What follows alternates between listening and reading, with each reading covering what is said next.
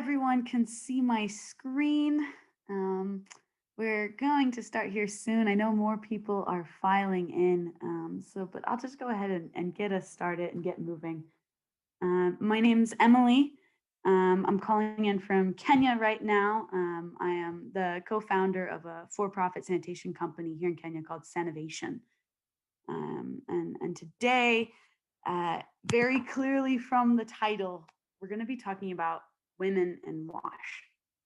And I'm so lucky to be joined by some incredible women from around the world with just amazing inspirational stories they're going to share with us. And we've been hearing a lot about women and wash this week. Tract One through the past few days has had some incredible research, statistics, stories that have just been very inspiring. And I think we're all quite clear on the fact that it's been proven that there is an in-proportional disparity on the challenges around WASH for women. And on top of all of that, women are by far less likely to be involved in the design, in the operations, in the decision-making around WASH. And there's so many reasons why that are. There is stigmatisms, there are social norms, there are challenges such as education, sexual harassment, bearing children that really prevent women, or at least provide barriers to why women aren't in WASH. And it's not just a problem in one place or another, it's around the world. And today we're going to hear from people who are both in informal sectors to formal, who are in public, who are in private, who are in traditional developed worlds or in developing, and across the world there's problems.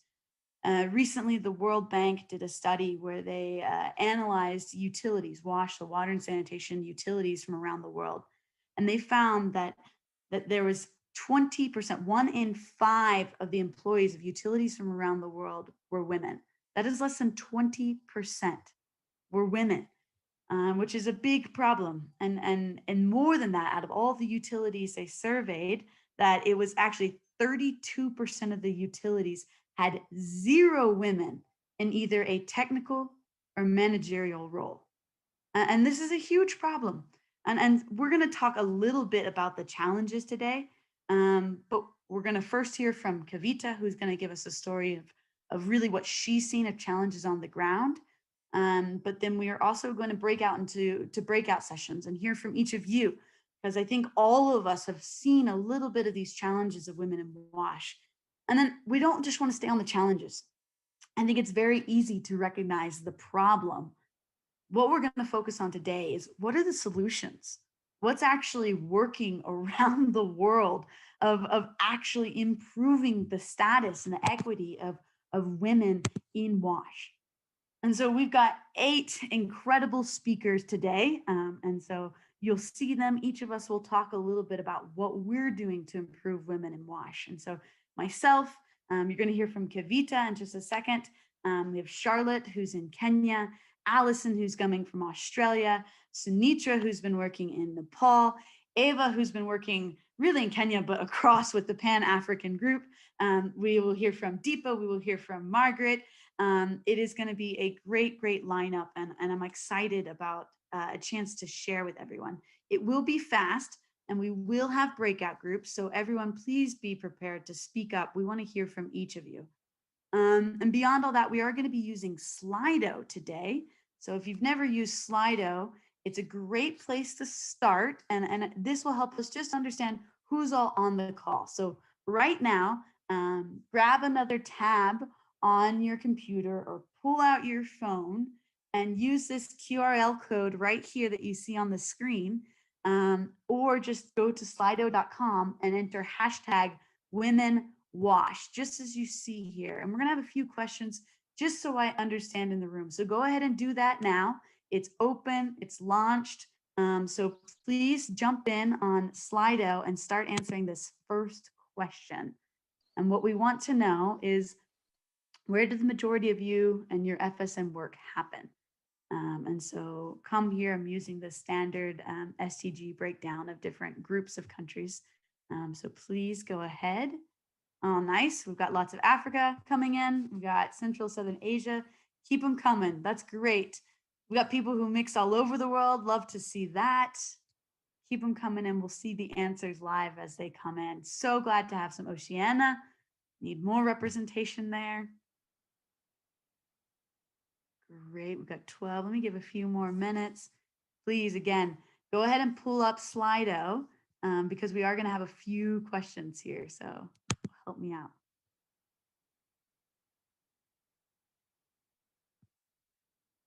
Great. I know we have a lot. We have 60 people on the call. So let's see where they're from. A lot of Central and Southern Asia, a lot of mix, which is good to see. People who work all over. Still no one from Northern or West Africa or Latin America. I know it's the middle of the night in Latin America, so that one's tough. Give it just a little bit more. Great. I think it is so important when we talk about these worldwide challenges like women in WASH that we get perspectives from around the world. And so I'm so glad to see this. I'm so glad to hear from all these different perspectives today. And so that's great. Thanks. And we'll keep these results going. I'm going to next question because I think we've got half of the people here, so 41% in Central and Southern Asia.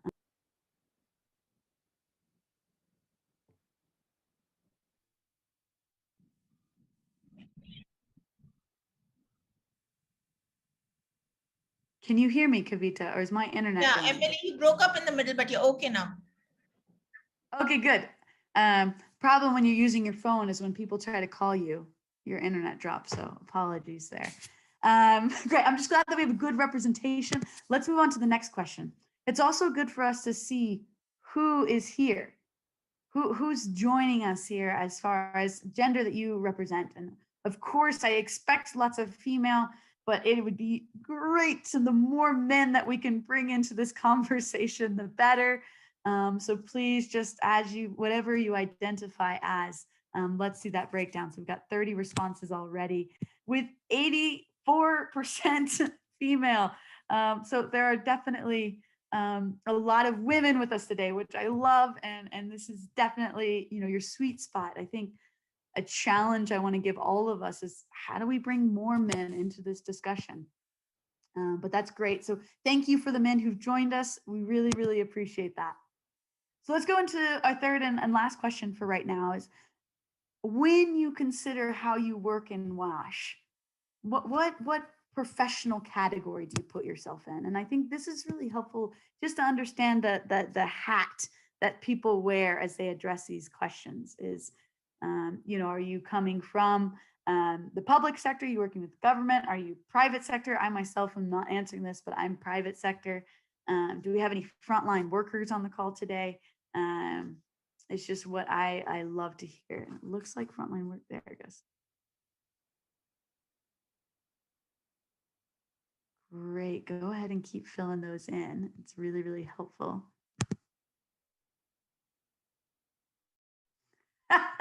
Xavier, thanks for your comment. And maybe men don't manage Slido as well. It's quite possible. I know that these kind of little additions into PowerPoint are helpful to make it easy to engage with everyone, but they do add an extra level of technical complexity. And especially if you're battling bandwidth or problems, it can be an issue. This is great. So we have a lot of NGOs represented. So Karibu NGOs. We have got a lot of academics here, which is great. I'm glad to see some of the private sector. Curious in time what the other is, but we'll get to that in the breakout groups. We've got public sector represented with funders, which is great. We still don't have any frontline workers. I think this is something that we want to get better and better at, and we'll keep working on that. But this is great. I think you guys are getting Slido, and thanks for introducing yourself a little bit here. So we'll pause on the Slido for now. And where we're going to go is we're going to just spend, like I said, a little bit of time on challenges. And I had the privilege of introducing Kavita, who's going to talk a little bit of some of the challenges that she's seen in her work specifically and walk us through. So, Kavita, the floor is yours. Yes. Hi, Emily, can you hear me? I hear you great. Yeah, all right. Hi, good morning or whatever time it is to everybody, whichever time zone you're in. So I'm going to be very quick about this and just summarize. So one of the things we found in our work, and it would be good to hear in the breakout session where the people echo, that while gender equality remains a challenge across all organization and sectors, which Emily had highlighted earlier, we are particularly finding challenges as far as the informal sector goes, and also partly in the public sector. So I just want to take a few minutes to highlight what are the challenges that we found in our work. And I'll start with the informal sector. I think the first thing with the informal sector is that it's invisible.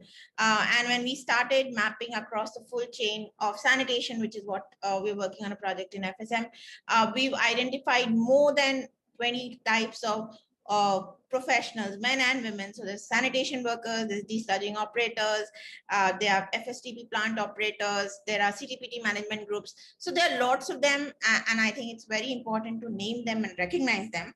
The challenges primarily they face, one is there is no job security per se, and this is particularly finding with the sanitation workers. So either many people are daily wage earners or are on contracts.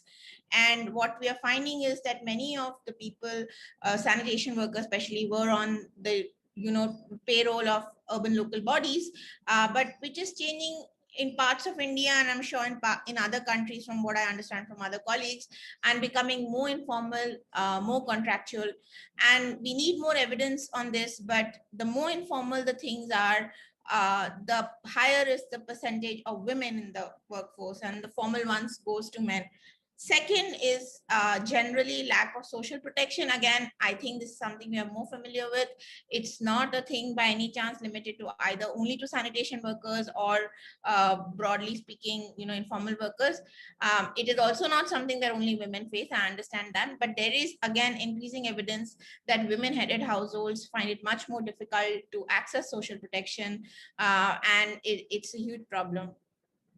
Coming specifically to work-related issues, we found that there is huge gender-based allocation of roles. So for example, in solid waste, you will find women will do the collection and report into a male supervisor, or we'll find that many of the desludging operators are male and women will report in. So, or on formations, for example, right? So this means that people do not have, women do not have access to better paying jobs. Now, the reason for this transition not happening could be a mix of cultural norms. It could be that they are not provided training. We've also found instances that even if women are provided training, because of lack of opportunities and hand holding and mentoring, they're not able to transition into better paying jobs, into leadership positions. And the last point I want to make, and this is also coming from the discussion we've had in the breakout rooms in the last few days, is SHGs. And SHGs, self-help groups, are held out as a hope for women to get involved in across the chain. But I just want to caution, saying that self-help groups have been successful in some parts of the sanitation chain, but we really need to say whether they are going to be successful across the chain. That's on the informal sector. Very quickly on the public sector, there are many issues, but I want to highlight one specifically, and that is of the leadership issue. We are finding more and more, and I think the conversation on the role of FSM actors over the last 2 days, what has made clear is public sector is critical. Of course, you need the private sector, but you're not going to have sanitation as a public service without the public sector. And what we are finding is that there aren't enough women in leadership positions there. Now, that could, again, many reasons. The pool itself is small. Many women drop out because of work-life balance issues. Those who stay on do not get adequate mentoring, do not get adequate mentoring support, opportunities, etc. And I think that's a huge challenge if we really, really want to change the gender equality thing in the public sector. I want to add by one last thing, and the reason I'm speaking anecdotally about these things is I think there is very little data on this. So Emily quoted a study, I think it's a World Bank study on utilities, but apart from a few studies here and there, We do not have the data. We do not have data on women in leadership positions. We do not have data on breakup of informal, formal sectors. And I really think we need better data before we actually try to, move things forward. So yeah, that's Emily. I hope I was on time, and that's it from my side.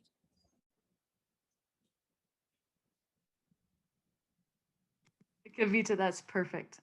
I really appreciate that you can speak from both the informal sector, the public sector, and some of these problems. And I agree with you.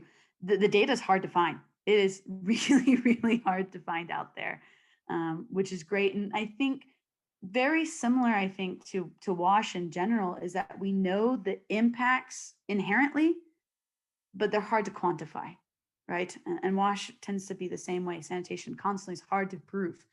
And so to that end, what we're going to do is right now, we're going to break out into some breakout rooms and talk about problems that you've seen. And maybe everyone on this call doesn't have all the data. That's okay.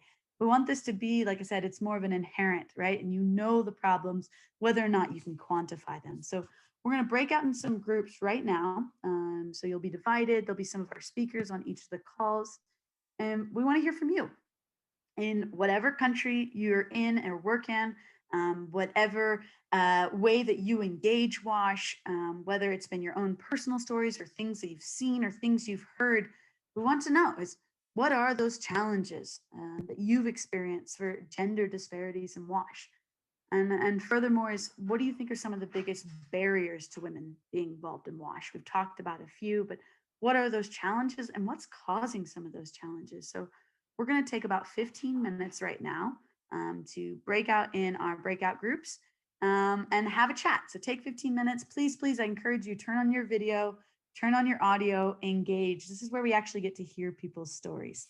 So we're about to break out into groups. Genevieve, if you would please go ahead and do that. If you haven't done breakout groups on Zoom, you're going to get an invite to join.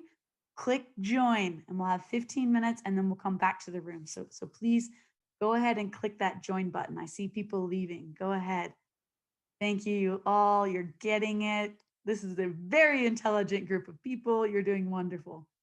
Click join, click those joins. Please go ahead. Please go ahead.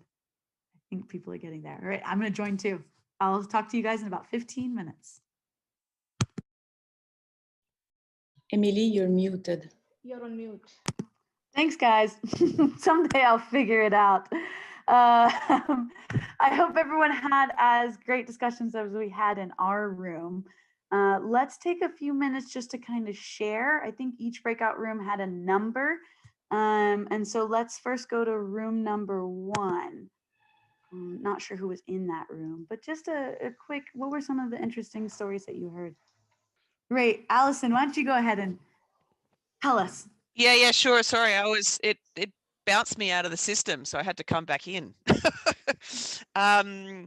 Yeah, we had a great discussion. One of the things we talked about was sort of looking internally within your own organization, and sometimes that's not very pretty. We often sort of but it's really important to look in to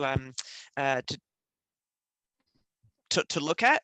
We looked at a number of sort of the different kinds of barriers, sort of cultural skills, and sometimes the environments aren't so friendly, or there's little hints that we don't really sort of belong in those kind of spaces. I'm paraphrasing a little bit, but I thought that was there was some great examples I think many of us could actually relate to as part of that. And then some of those cultural things, and in terms of, say, that a woman might actually feel when she's had a family that her priorities may change, but don't just necessarily assume that. It's important to ask those questions and find ways around it. They may not want to travel so far, or they may not want to do certain things, but they might. So just not making those assumptions. Anybody else have a key point to jump in? Then go for it. But was it great? That was great. Thanks, Allison. I was in room number 2 with Deepa. So Deepa, if you have anything to add too, but some of the things that we talked about is someone mentioned that they were doing training for manual pit emptying, and it started as half women, half men. And then the next day it dropped. All the women didn't come back. And when they went to find out, it was because the women were okay with it, but the husbands at home kind of put their foot down and said, no, no, no, no, no wife of mine's going to do this. Some people were talking about how a lot of NGOs are doing things around gender equity, but unless it's actually established in the national policy, then it's not going to be sustainable. And so how can we really think about that? Stefan even mentioned that engineering is still so many more men than women. I myself went to a school that was 93% men in mechanical engineering. And until we can train up more women and have them more acceptable, then it's going to be difficult. And then Deepa actually mentioned that, as Katya says, there was a lack of data, but she says there's a new video that's been created all about women and both qualitative and quantitative of their involvement in WASH. And so she'll send out that link, and I think that will be amazing to see, Deepa, so thanks. In room number 3 was Sunita. Can you give us a quick summary, Sunita? Hi, thanks, Emily. We were a group of about 10 from colleagues from India, CEPT, Indian Institute of Human Settlement, colleagues from Bangladesh and Liberia. 2 men joined us actually, Matthew from Liberia and Chris from Singapore. And the rest of us were all women. And we had some very interesting discussions. The one thing that came up very promptly at the very beginning of the discussion was that it's a very male-dominated sector, and that was an underlying problem. And only recently do we see changes of this dominance pattern. And because it's a male-dominated sector, therefore a woman's expressions and voice remain mostly unheard. Chris, however, from Singapore, who was the only male member in his team, said that most of the project engineers in his company are women, and he felt that women are so much more meticulous. We are thankful to you, Chris, for this observation. You've just made our day. Our colleague from the Indian Institute of Human Settlement noted that in the informal sector, women are more concerned about livelihood and social security, and therefore equality and leadership become a second priority, and it's not really at the forefront.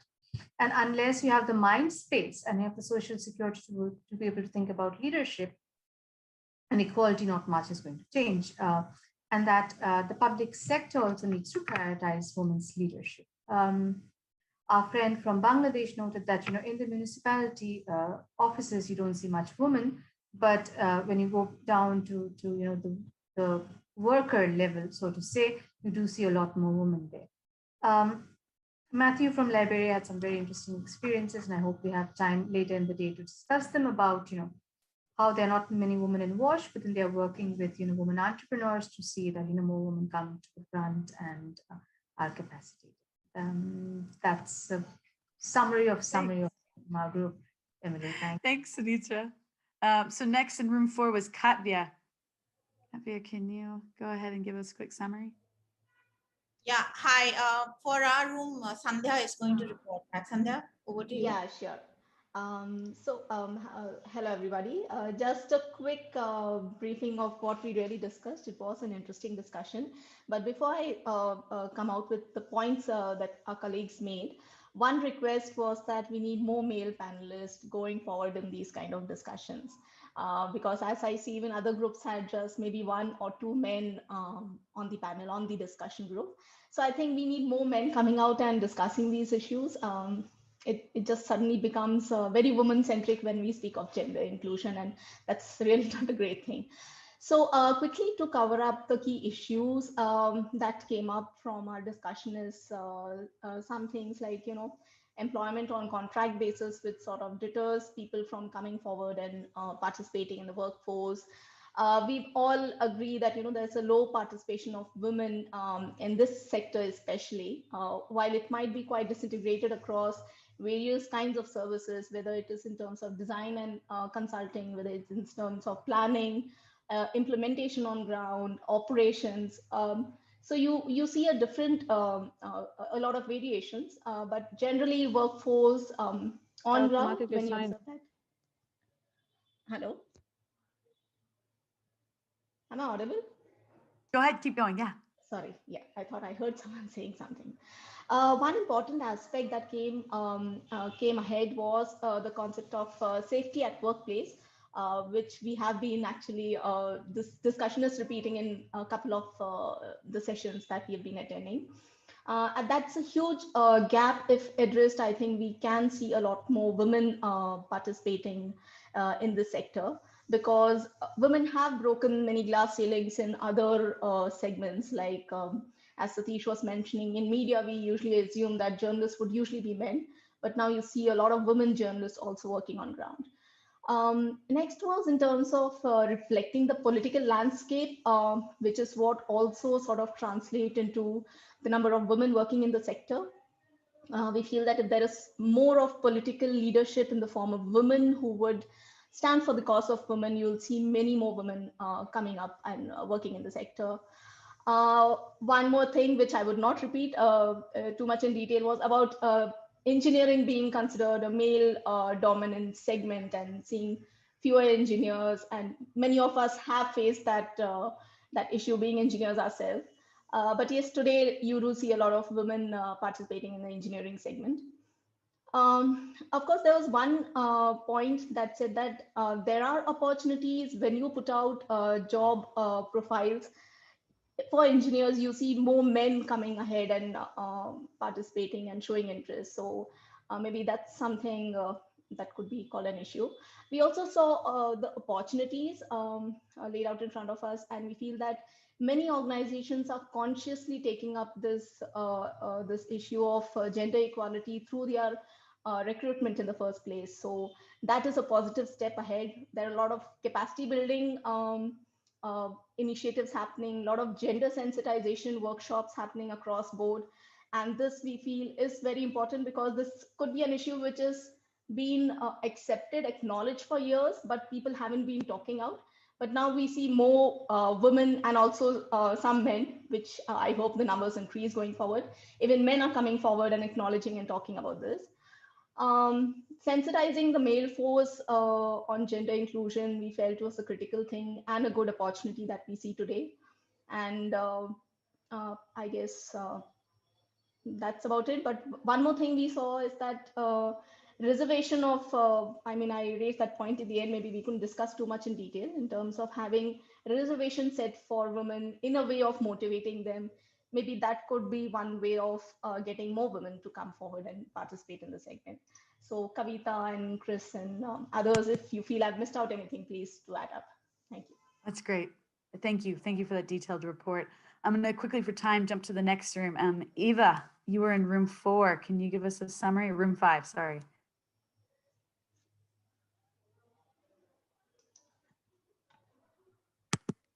Yes, I was in room 5. I did the most of the talking. Probably somebody else should report. I spoke the most, so I don't know if anyone who was in room 5, they could probably summarize on what it is we were discussing.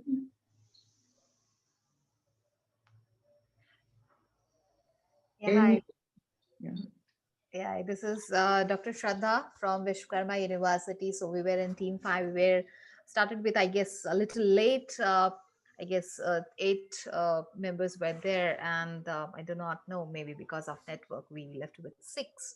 So, but the discussion was like about the challenges which we are facing in India and the Kenya basically, and the students are also watching. So they have asked the questions to Eva because she is in frontline basically. So what are the challenges which are being, for a working women, as how to balance the life as well as home and this particular sector, which is very much not limelight and very much not accepted comfortability or comfortably basically. So that was one of the issues which I think Eva has very well answered. Because of the positive thoughts and firmness, we can definitely go ahead. And the other challenges which I mentioned is about the perception, like how we need to change the perception of people for acceptance of women basically, and how the household people or the family members are going to allow the women to work in this sector, especially in a very free mode. And along with that, in industries also, so that industries do not feel that the women are not capable of working on fields, basically, especially in this type of frontline job when we are dealing with fecal sludge management and other aspects. So that is the one thing. And the third thing which would like to focus is on the education sector, where we have to highlight in terms of the growing opportunities for women candidates. So a lot of sensitization is required as per the challenges are covered, so that more women candidates can come into picture and they have that strength, they courage, and to fight and to conclude that this sector is very important for all, and without this and without each and everyone's contribution, that could not be taken ahead, means SDG 6 could not be, completed its goal, basically. So that was a overall glimpse of what we did in Team 5. Thank you so much. Thank you. Very, very good to hear. So let's jump to the last room. Margaret, I think you were moderator there. If you or someone from your room can speak up. Oh no, Charlotte, excuse me. Charlotte. Read that wrong. Go ahead, Charlotte. And give a summary. Yeah. Thank you, Doctor. Yeah, hi. Thanks, Charlotte, and thanks, Emily. We were in room 6, and we started off mostly. Most of the points are already been covered by the other breakout room discussion sharing session, but our room was quite encouraging and seeing the positive side of the story so far. We started off with reflecting on the FSM journey itself. Like this year, we find so much of women participation, women taking moderator roles and then leading the session, keynote speakers. So FSM itself is a good example of how we are moving forward in this direction. Secondly, I was sharing about my own interaction in my team, and which Chris from other room has already indicated. Yes, we are 5 team members and 4 of us are women, and Chris supports us very well. And we see the women in WASH here in Singapore, even in leadership positions everywhere. So that's also an encouraging situation. Then Arvind and Pawan from India reflected on some of the sharing from India, and that's like we see a lot of women coming into the leadership roles through political push as well as through efforts of task forces. So these task forces could be one way where in other countries where we are still struggling to push, we encourage women in WASH sector could be through this, joint efforts. And also Pawan, I think Pawan highlighted on the issue, like why is women doing well in India now or coming up? What is the major issue or support they are getting? And then he was highlighting that this could be that they are speaking more and the voices are also heard. And then at political agenda itself, they are making policies and also rules to bring women into WASH at certain percentages, or say putting down their foot that yes, this much participation or these leadership roles should go to women.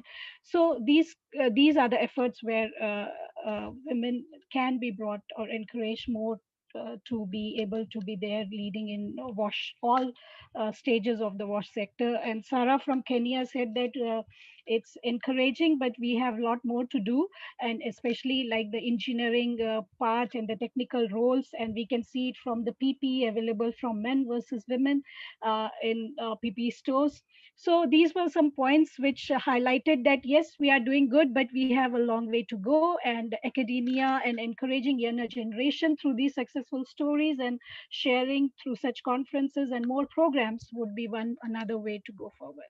Yeah, thank you. Anyone else thinks that I missed any point, then please. I appreciate everyone's discussion, and I'm always amazed that all the different perspectives that people have seen this. And so where we're going to go now is we've been talking a lot about the challenges, but constantly when I ask people, okay, what can you do to fix it? They're not sure of that next step. And so that's what we're going to focus about for the rest of today. Is we are going to speedily jump from around the world and hear what's working, what can we do? And at the end, we're going to challenge each of you of what is something you can do in the next week to promote gender equality in WASH. So hang on, we're going to move fast, and we're going to start first with an organization here in Africa that's working. So Charlotte, go ahead and take us away and tell us about your network. Thank you so much, Emily. Welcome, everyone. Thank you so much for your points and what we have discussed. I find them so useful, and it's a very good platform to jump in and say what we are trying to do with the African Women Sanitation Professionals Network. So who are we? We are African women taking leadership to enhance our participation in the sanitation space. So that is pretty much what we hope to do, that we can identify sanitation, women in sanitation, especially because there's a lot of women in water, but also sanitation will really put them into the forefront and also tap on the issue of water. So we really acknowledge that there are women who are doing so much in sanitation, and there's space for them in leadership in something they can do. And the goal is to increase the number, equip and advance prominence in women, especially in the sanitation sector, and having them assume strategic roles. So for whatever sector area that we feel women can play a role, especially in sanitation, we really want to elevate that and equip them that they may be able to sit in sessions and even in platforms that will put our voice out there. Then where are we in the activities of the forum? We just want to formalize continent level registration. And this is majorly anchoring it in AMCAO and AFWA, because those are our major organizations that are really doing well in water. And we want to also anchor sanitation so that we are able to tap in the structures and in the networks that have already been created. So we don't want to reinvent the wheel, but also have a say in sitting in a platform where if they want someone to give us ideas on what is happening with women, especially in sanitation, then they can use the network to anchor the activities. So we are also supporting the Zambia chapter, which has been very critical, has already set itself up, and they've already started activities of linking the women, getting to know which are the organizations that need support, especially in sanitation, and be able to tap into that. Next slide, please. Yeah, so far what has been working, and we feel that is something that will continue tapping, is the platform that we are creating will help women working in sanitation. So anyone who is working in sanitation and is interested in just having a voice, having a platform where they can get information, real hand, first hand, of what is happening in AMCAO, in AFWA, in even areas that are very good in policy and making tech decisions, then we are able to have women get that platform. And then also changing the narrative on women in sanitation. We've heard a lot about women feeling that it's not something they've done before, it's not something they would want to do. Their spouses, for example, are embarrassed if they move into this space. So we just want the women to feel comfortable enough to tap into it. And then also identifying and supporting women sanitation entrepreneurs. So we have so many women who want to venture, but they don't know how they can get a sitting or a platform or even get the self-confidence to know that what they are doing is really making an impact. So that is what we really want to do. And also enhance visibility of the women in international, regional, and even spaces that are very influential, and spaces that where we can get a lot of feedback from women, because we really understand what is happening with us, be it MHM, be it sanitation, be it our children becoming sick, be it spaces that are just really good that we can be able to tap and move forward with. So we really appreciate the network. We are really looking forward to setting it up and opening it up to the whole continent, especially the African women, for them not to feel stigmatized and embarrassed, but be able to reach out and give the information they share and give the knowledge, given that they are really standing out. So that is what we are doing in the network. And we hope that we can have so many other people join in and help supporting that. So thank you so much.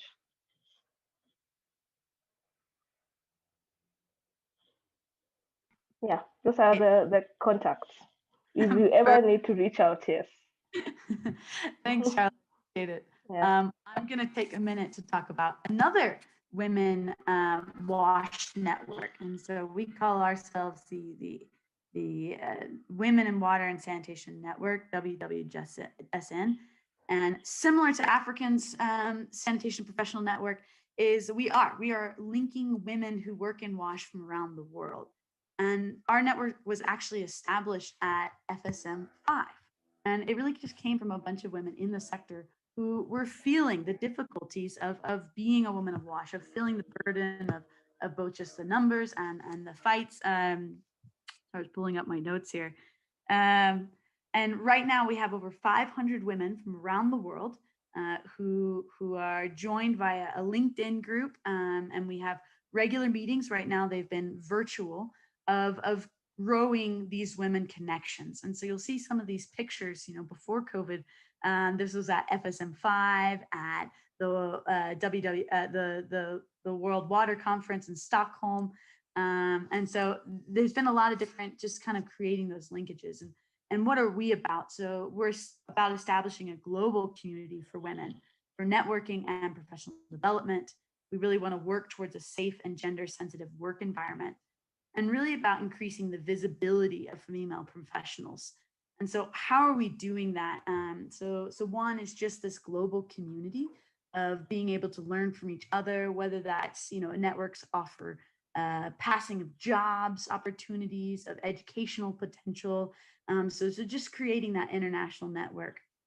And the next that we're doing is around mentorship. And so we're trying to set up older women who have got these skills, who have these experiences, to be linked with new women in the sector to be able to mentor them. The third is advocacy, of whether that's a conference and helping recommend more women speakers, whether that's in time, helping to develop more national policies that are gender supportive and just being part of that advocacy. And the third thing that we're doing is just encouraging each other. And so right now, like I said, we have regular meetings. They are all virtual, and it's a chance to hear other perspectives, to talk with women. And so if you're interested in joining us, right now it is just women. I know there's been lots of talks about how men should be involved right now. So you can join us at wwn.org or our LinkedIn group. Just look at Women in Water and Sanitation Network. And we'd love to have you be part of this global community. And that's what we're doing. Let me pass it on over to Allison, who's going to talk a little bit about her experience. Go ahead, Allison. Great, thanks, Emily. So I'm going to try and sort of navigate a couple of different worlds at the moment. My current role is as a fund manager of the Australian government-funded Water for Women fund, and as integrals to that whole fund is to look at successful approaches for safely managed sanitation, i.e. FSM, but also the important role that women and other marginalised groups can play and should play in sort of decision making and ensuring sort of effective service delivery. And we saw some examples of that on Tuesday night during that session, so people are welcome to go and have a look at that. But what I wanted to try and sort of bring in today, I wanted to make sure as we were putting this session together that we don't actually, and I know we don't forget, that there's still a lot of challenges within the developed world. And as part of my sort of fund manager role, I also work for an organization. So I thought I'd just sort of share some of the experiences of the company that I also work for, GHD, and just remind ourselves that these things are an ongoing journey within the so I'm going to sort of share some of my experiences. I'm a wastewater engineer, spent a long time in both Canada and Australia, but I want to sort of just bring out a few points of GHD's, the company that I currently work for, and the journey that they've been on, particularly over the last actually 7 years. It's been a longer journey, but just to set the scene for that, I joined GHD in 2003. At that time, most people were basically sort of secretarial support. There was very few sort of technical people, and that's not really very long ago. My first senior management meeting, I was one of 64. So I was the only sort of woman in the room. When I took my mat leave in 2007, they were just starting to actually pay maternity leave. I got 6 weeks paid maternity leave. Again, that's not so far back either. So that just kind of sets the scene.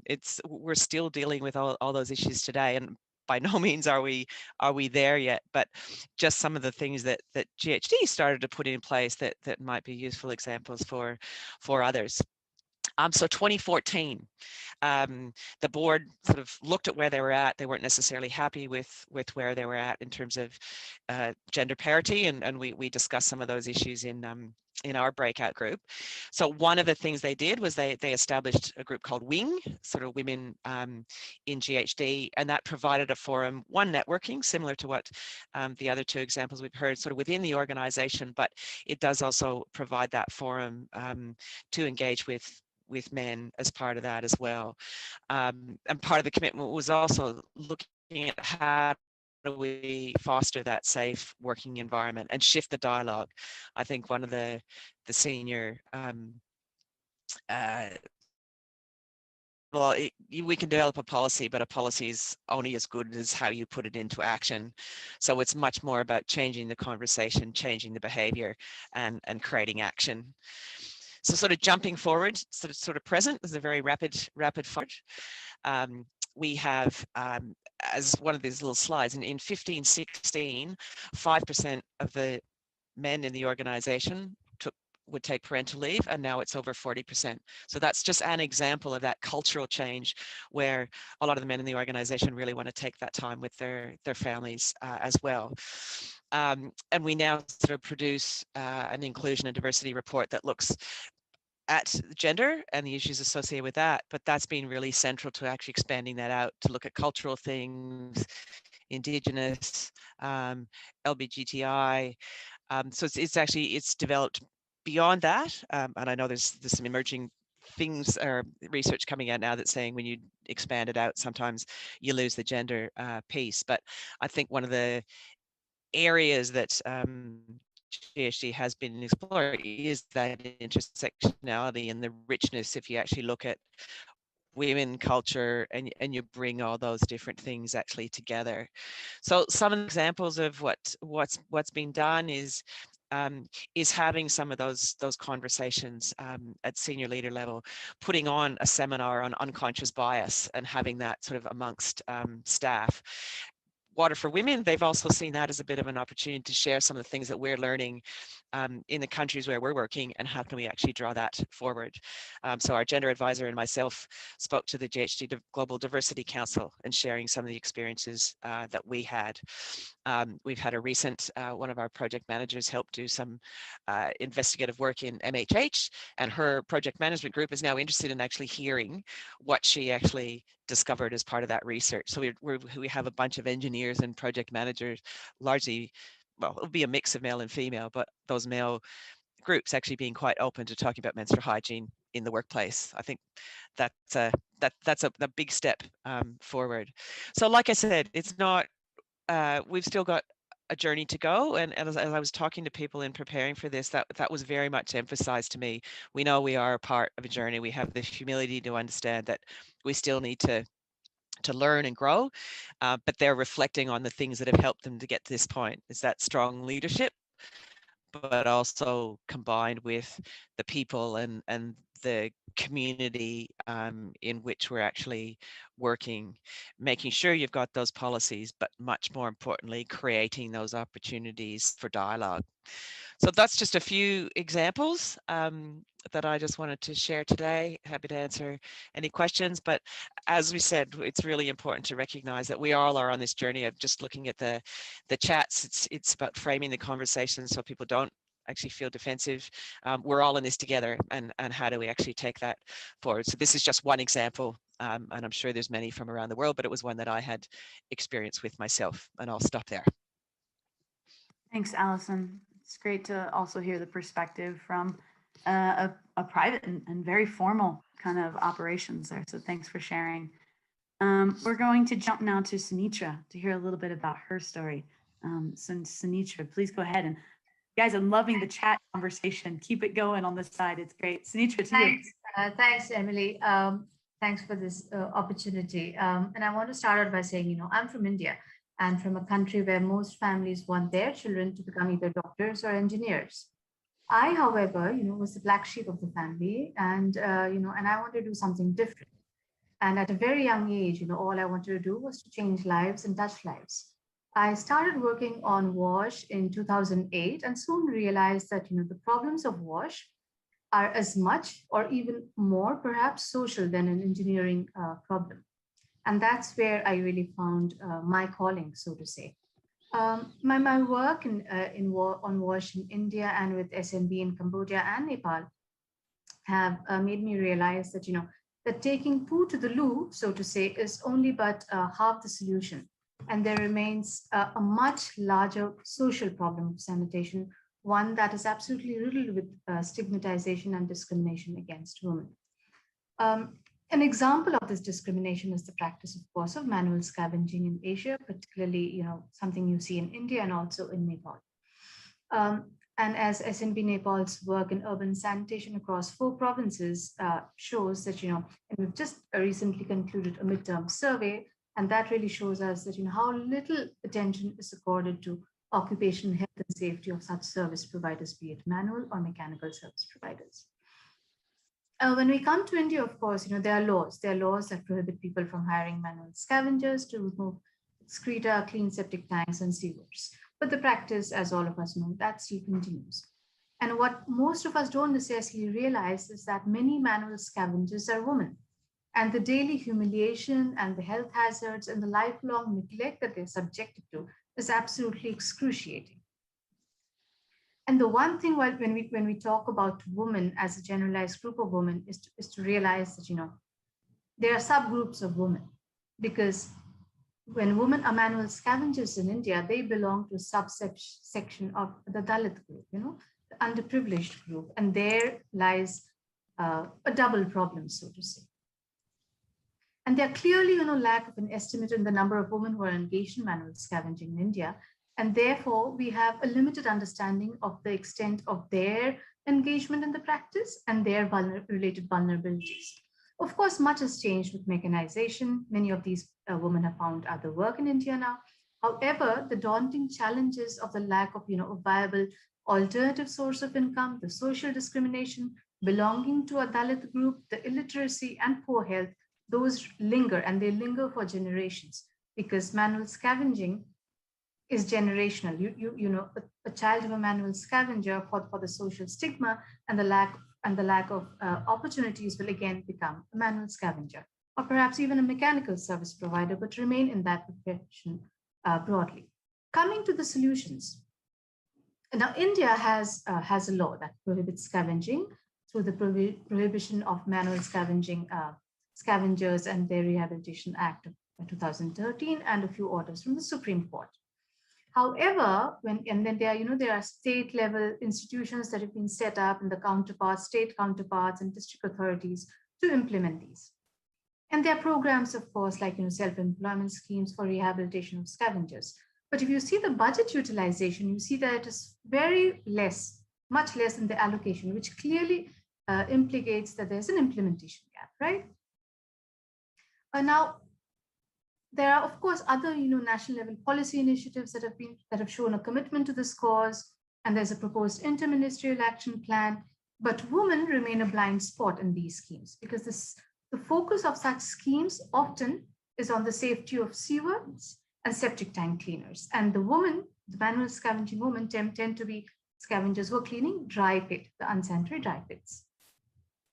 So what next? What can be changed? Now, we need a series of measures, to support persons engaged in manual scavenging with a specific conscious focus on women.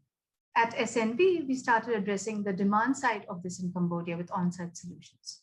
We supported a pilot demonstration of fecal sludge management in Cambodia's first ODF district, Bantini, which also led to the country's first national FSM guidelines for rural households, which was endorsed by the Ministry of Rural Development in 2020 March. In Nepal, now in SNB is working on developing OHS guidelines for the 4 municipalities we work in, to embed these guidelines in the local government functions, to say in the ministries. And these guidelines, so now therefore they include implementation measures on training, awareness raising, budget allocation, looking at service providers, men and women, behavior change issues, developing of SOPs for service providers, and most importantly, longer term links to professionalization of the sector and improved service delivery chain as a responsibility of the municipality. And what enforcements would look like, whether it will be incentives, whether it will be fines, and working with women entrepreneurs to bring more and more women into the wash space, and not just in terms of service providers, but other products, MHM products or water filters, so to say.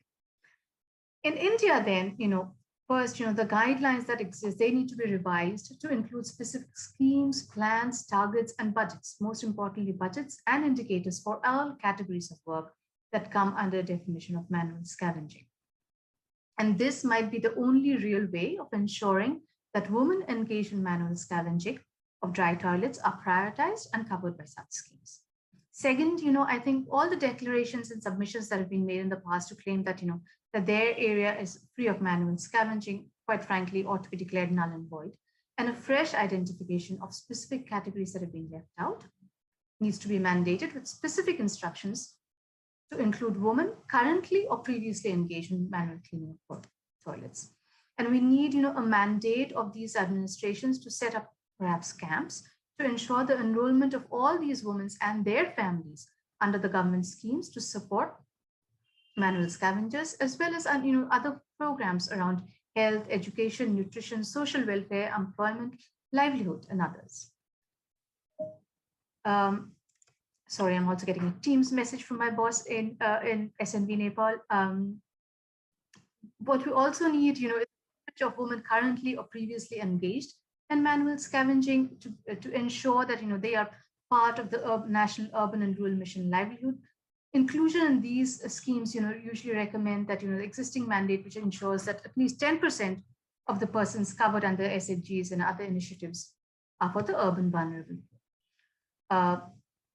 The enrollment of children of persons engaged in manual scavenging in schools, education institutions, skill building programs ought to be managed, because otherwise this vicious generational problem will continue.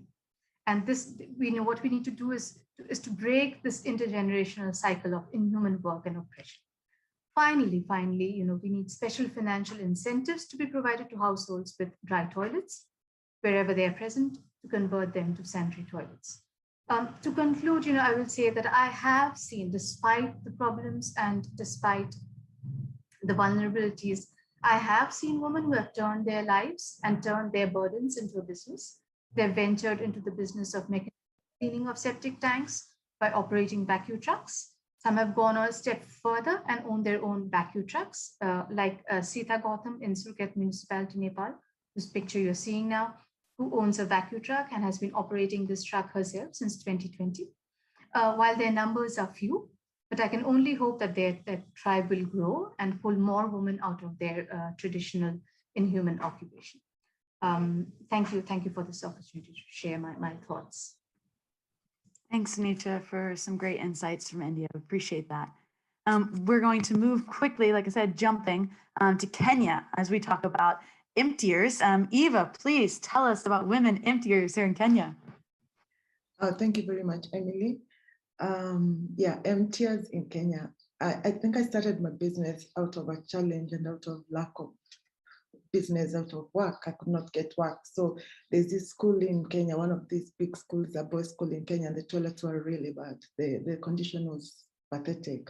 So it's at that opportunity that I was given a challenge to clean those toilets. And I didn't know how to do it, but I decided how to start it. So I got a few gentlemen and I was the only lady. And I had to do the first one to show them that it is possible. So from it, we started the business, and I looked at other opportunities of other schools and cleaning. But while we were at it, we also started with the girls' school. So the girls' school, the biggest challenge was menstrual hygiene waste, sanitary pads. So with the sanitary pads, we had to go manual emptying, because for us to be able to get the pads out of the septic system, you have to do it manually. So it is when I was very concerned how the whole of this, what can we do around this sector? What can we do around this opportunity? And this challenge was bringing us money, okay, but who is going to do this job? How dignified is this job? So I chose, and I made it a purpose within my heart, that I will take it as a challenge and create that opportunity and get an opportunity out of it. And I will not I'll take the challenge personally, but not the attitude around it personally. So every opportunity that we get into this space, from the sanitary pad, there was the issue for the septic tanks filling. So we started doing emptying. And I want to thank Margaret, because I think Margaret is in this forum, Margaret Minor, who came and held my hand and said, Eva, I think what you're doing, the world needs to know. And that is why probably I am in this platform, because without Margaret, I don't even think this would be existing, because in the private sector, we do not know these discussions happen, but it is out of another woman that we were able to get that opportunity. So emptying business is an interesting business. It has different categories of emptying. And one of the things that I have determined, and I'm purposely doing it, and we've been speaking closely with Margaret about it, is to have data and also to classify, to do a mapping out. What is emptying? What sections do we have in emptying in the entire value chain? And who are we leaving behind? Because in this discussion, we are leaving a lot of people behind, especially like the private sector. I call myself private sector. I'm also in the frontline worker. And in most of these discussions, I've gone into forums and in conferences where people have spoken about private sector and they're not in private sector. We are sitting there and someone is just saying something totally practically, it cannot make sense, it cannot work. And I'm thinking, where is this person coming from? Why are they not asking us these questions to be able to ask them these questions? So as a woman, to frontline even in the issues of emptying is where you also find men. Practically, you can do the cleaning of a toilet, but probably you cannot drive the emptying truck, or probably you can even drive the emptying truck. But out of 100 men, we are about 10 women, or we are about 8 women. So what I have done is to take a challenge up and say, you know, this is us. We are women here. And when we are called for a meeting, we come very smart. Most people have a problem understanding that I'm from the emptying business, because they look at me and they think, no, she's not in the emptying business.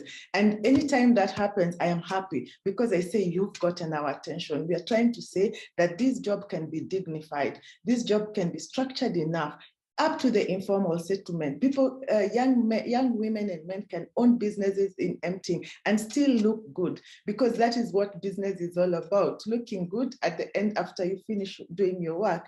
So the emptying business is a challenging business, but it's in the challenging that we get the opportunity. What has found so interesting about my path of career, which I have done a lot of Google research. I always tell people that I have a PhD in Google, because everything I have known is through Google. And I have the biggest challenge I've had is not even with men, it is with women. It is even in organizations where we sit in organizations for women, but we are still the minority. It's until they get to that question that they need you, is when now you come up to the front. And even sometimes a question that you know that is so obvious that they're struggling to answer, it's something that you do in your daily basis, you do in your daily workload, and you're doing it in every other day, but you find still you're not given an opportunity to express yourself. But I have said again that we have so many opportunities in these challenges that we have. We have our constitution, like in Kenya, where you in every format of a group, you have to have a representation of women. We also have groups, even amongst women, where you have to have the private sector. There are other groups, you also have to have a frontline worker coming along. So I've taken those opportunities and been able to showcase that emptying business is a good business. It has its own challenges. And even as women, we are not many, I can tell you that for sure. And yet we are still very many. It's only that we are not we've not been able to map out and say that this is a sanitation worker who is a woman and is in this category, is in this value chain category, and this is what she is doing. I know a lot of plumbers who are women. I know a lot of janitors who are women. I know a lot of engineers in the private sector who are women, but they're never in these forums. They're not in these forums.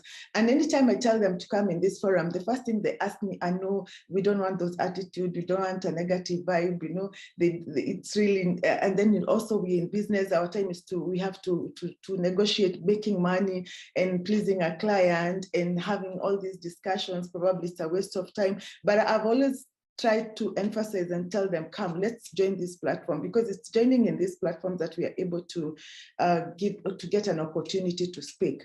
Because of time, my final statement would be, and again, there's also different challenges like the FSM from the private sector, and you're a woman, you're a janitor.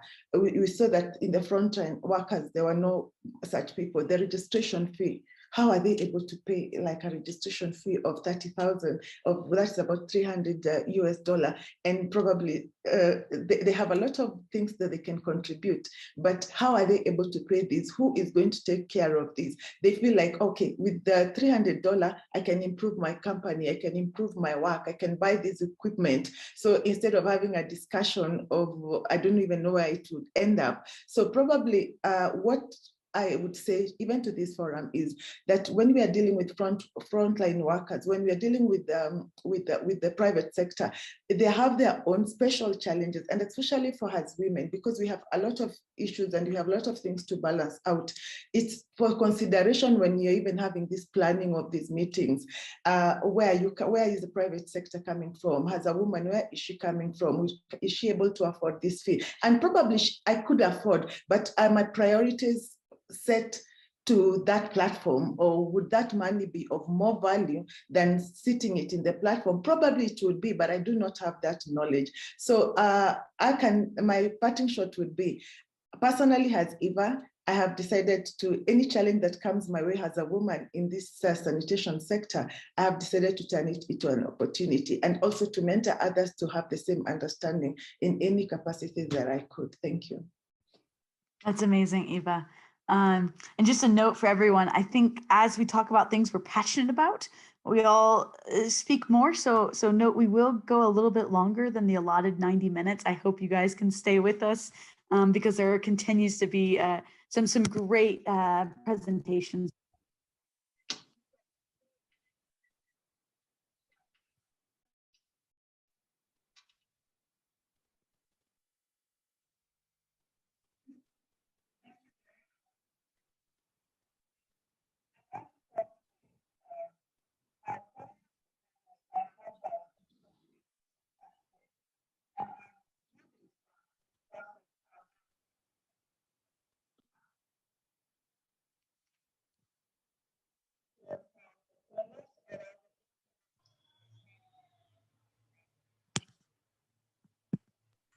Emily, I'm afraid we don't really hear anything. You're not hearing it? No. No. No. That would be a problem with me. And sharing screen. And let's go again. Sorry, team. Thanks for speaking up. And gender are complex. It also shows that while we understand and deal with sanitation as toilets, sanitation is essentially about dealing with waste, whether it be wastewater, solid waste, the fecal sludge that is generated from the numerous toilets that we are emphasizing should be built. And all of these have gendered implications at the household level. The lack of appropriate, adequate sanitation multiplies women's domestic care burden when there are environmental health implications of these.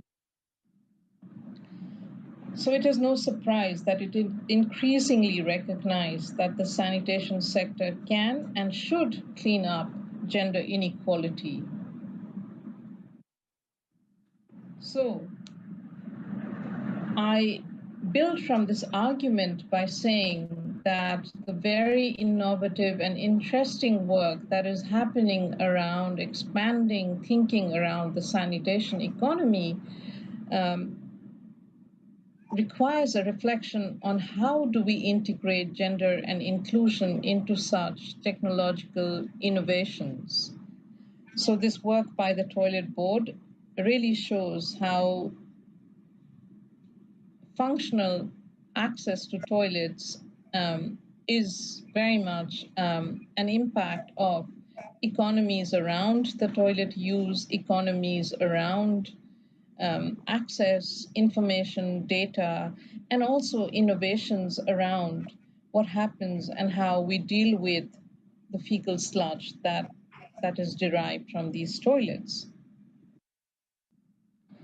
And this sort of diagrammatic overview of the sanitation economy sort of is a reminder, perhaps, that the relationship between the water as well as the sanitation sector and masculinity and technology and a reliance on technological and infrastructure fixes is something that that definitely needs to be recognized if we are going to be talking about inclusive sanitation.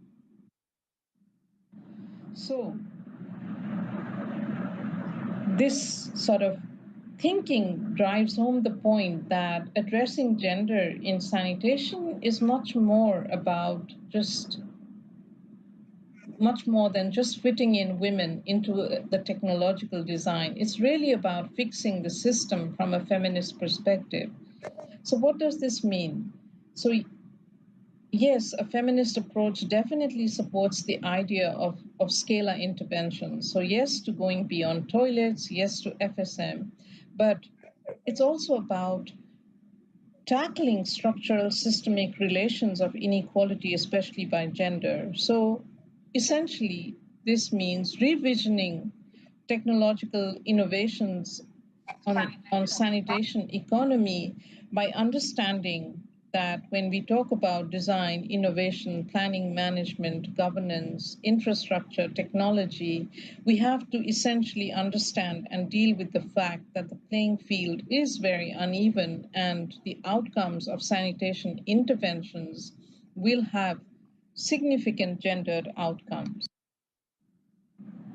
And just in case we thought that this link between sanitation and gender is very much a global south issue, that is certainly not the case. There's a very interesting article written in 2020 about how the lack of attention to gendered identities, to multiple plural gendered identities, and to who pays to make public sanitation safe, convenient, and appropriate have real implications at a societal level.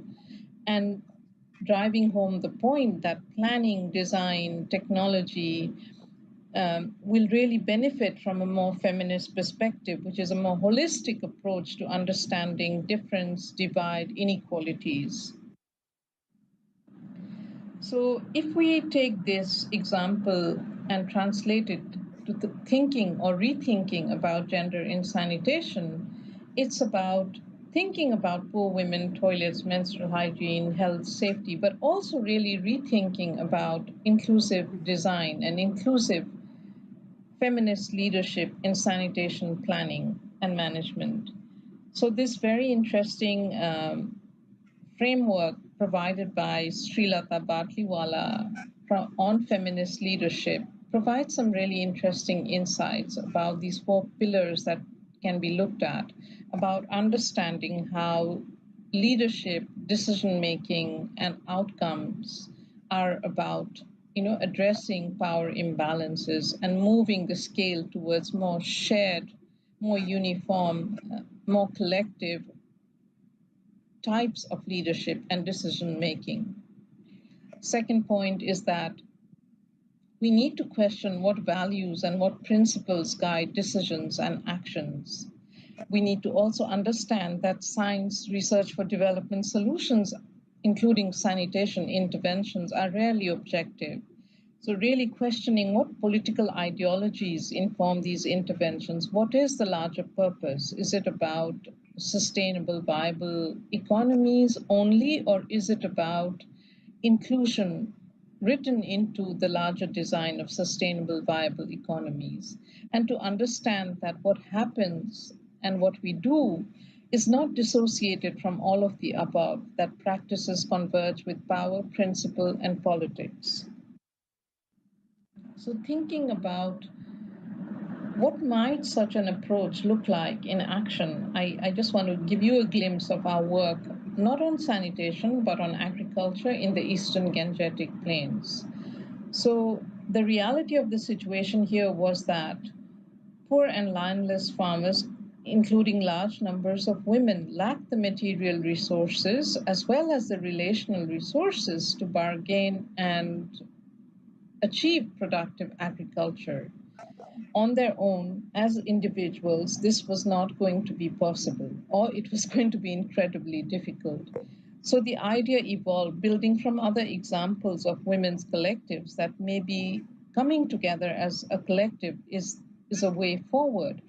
But adopting a feminist approach meant not imposing our ideas about women-only groups. It was really about that the idea of a collective should be a self-evolving design and a decision. And hence we had multiple types of groups in this project intervention.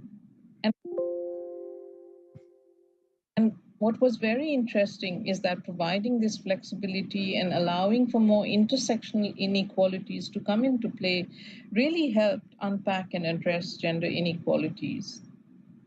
It was also about understanding that the issue is not about what we as researchers want, but really about what works at and for, you know, the end user. So, for example, accommodating for domestic care work, for allowing overburdened women, pregnant group members to be replaced by males, or to change their plans, or to drop out from these collectives was something that really needed to be built into the overall design. And also, finally, it was about facilitating choices that while we definitely wanted the group to function together and gain material benefits, what we found is that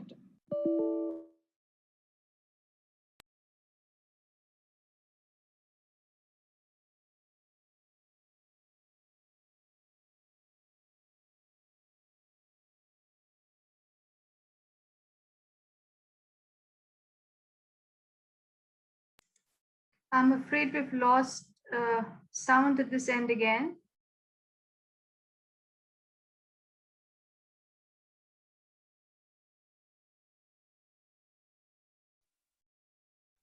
Hi, Emily. So I'm here, so maybe I can just round off if there's still time.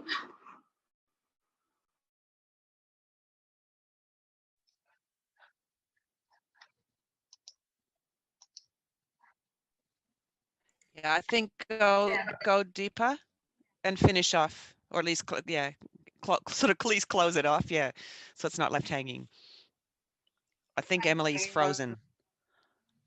Yes, so I just wanted to really end by saying that, you know, when we looked at collectives and we looked at bringing together these principles of feminist principles that I discussed in the slide above together, it sort of really, you know, influenced us to think about collective leadership and really understanding that power for the most marginalized, including women, in very difficult patriarchal contexts was possible when you know, by the strength of their numbers, etc. But what we also realized is that this intervention that we had started on the ground, you know, the same approaches needed also to be sort of introduced and sort of experimented with in the institutional spaces. Otherwise, there's a disconnect between the innovation that's going on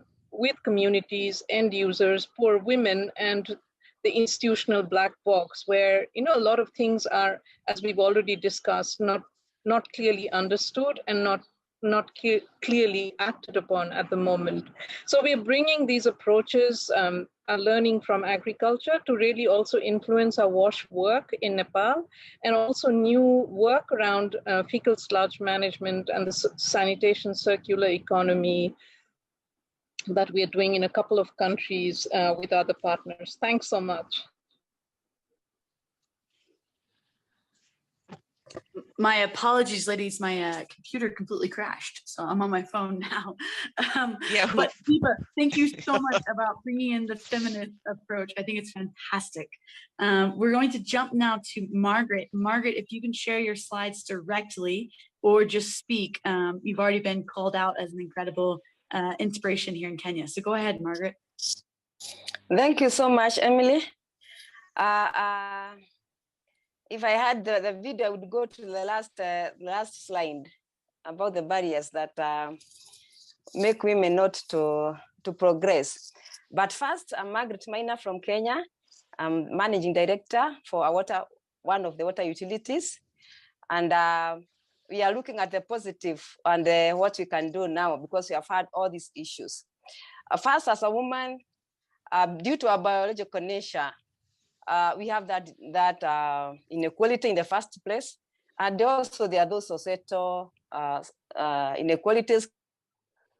I think we lost you, Margaret. We can't hear you. Yeah. I think you should close your video. It's gonna help the signal. Yeah. Oh my. Allison, why don't you? No, it's